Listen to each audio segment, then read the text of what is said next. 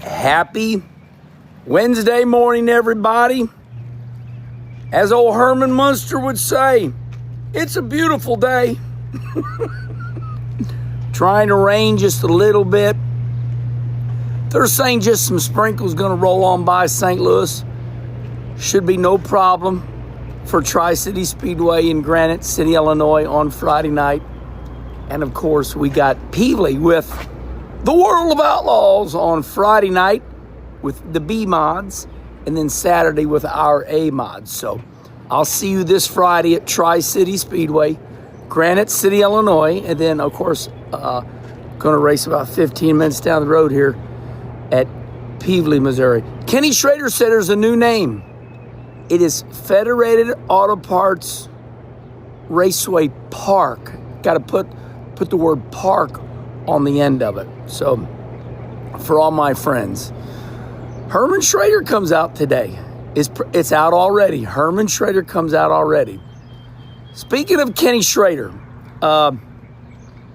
today's topic, we would discuss, situations in NASCAR, or we would just discuss situations. And Kenny Schrader, he'd say, that's just the way it is, Herm. Times change. And he's right. And, of course, we all know that. But it made me think this morning, when was the last time you saw a teenager or a 20-year-old kid love racing? Now, respond right here. I go to the racetrack more than you do. You know that. And when you see a young kid working on a race car, the whole garage area goes, what's that kid's name? Why does he like racing? Now you're going to respond that you know Joe and Bob and Bill's got a kid, but I'm talking, when was the last time you saw a kid really enthusiastic? I mean, when you look at these compact cars, my God, that class, they've got these things light. They're buying headers for them. They're dying on them. But even the compact, hey, Kenny, get the out of your mouth. Okay, Herman. When you look at these compact cars, it's made up of grown men, middle-aged men. I really believe that, yes, times change, but here's my thought process. I'm going to dig in the well a little bit. Means I'm going to dig deep on this one, but I really feel like I'm right. Back in my day, I think that's going to be my joke all year long, everybody. 2025, since you all always made fun of me, I'm proud of my brother. So whenever I would start out going, my brother Rusty, you all would chime in, oh, my brother Rusty, huh? Like I'm not supposed to be proud of my brother. I guess none of you are allowed to be proud of your family, too. Now the new one is, when I raced, back in my day, you used to go up to that shop right there and pull your vehicle in there. And hell, the vehicles sat high enough that sometimes if you were skinny like me, you could roll underneath there and you could grab a 9/16 wrench or whatever it was, and metric wrench, whatever it was, and you could pull the oil pan bolt and the oil start coming out, and you'd take the oil filter out. You'd put a new oil filter in, you'd put the plug back in. Then you roll around to the top, you'd open the hood up, and you'd put yourself in, however many quarts it took. And you changed the oil. It was that easy. Then, if you were spunky, you pulled the air cleaner off.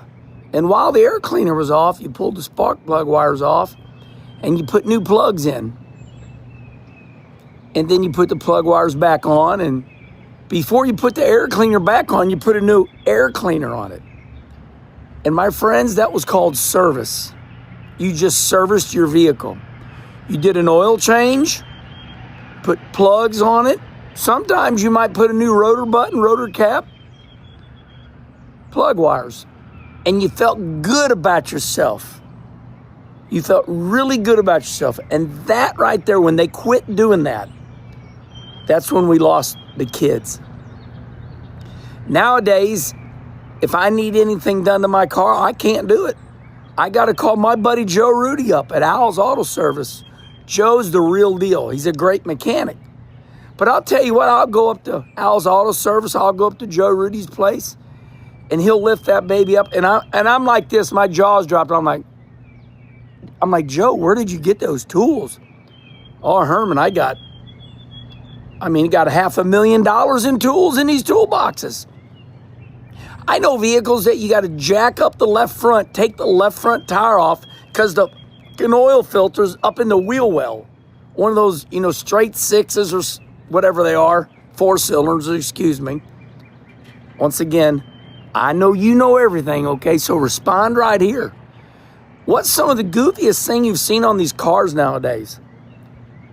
There's no such thing as these kids getting involved in the cars because you got to have $500,000 worth of tools.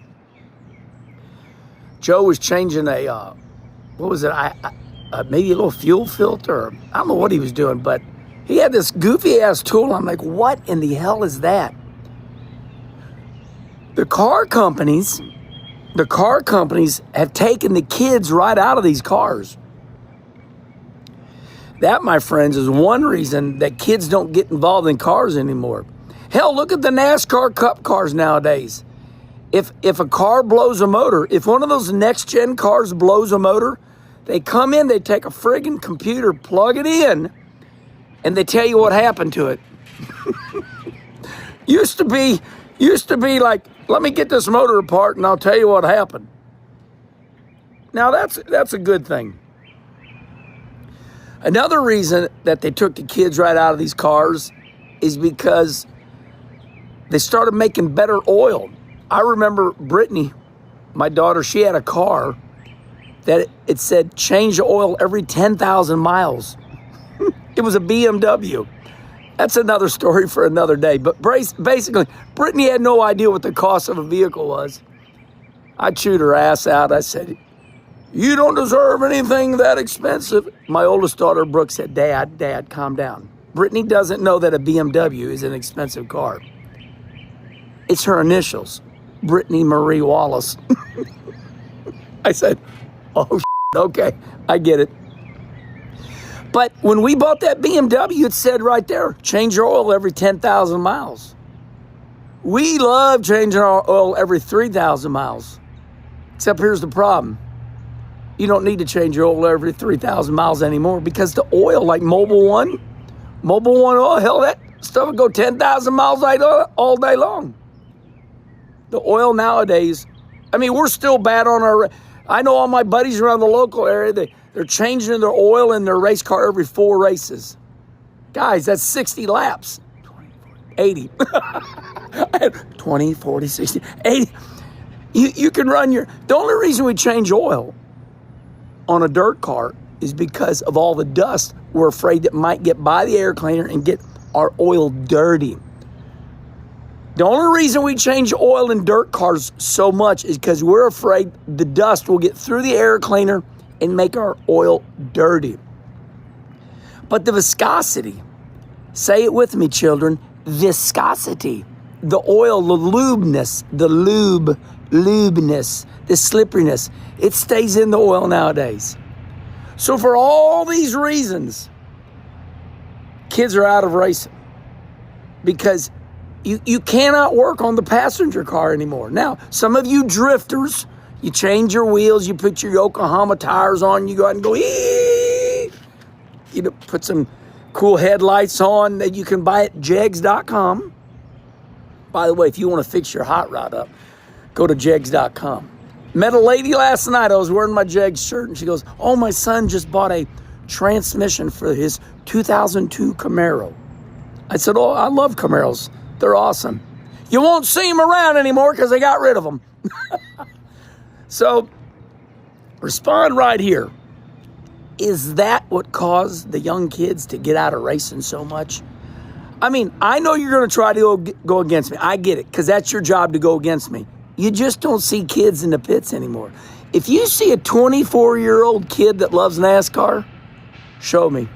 Put his picture right here. And I know there's a lot of them out there, but for the most part, those days are over. Respond right here. You're supposed to respond. You're going to tell me, has the car technology taken the kids out of racing? Yes or no?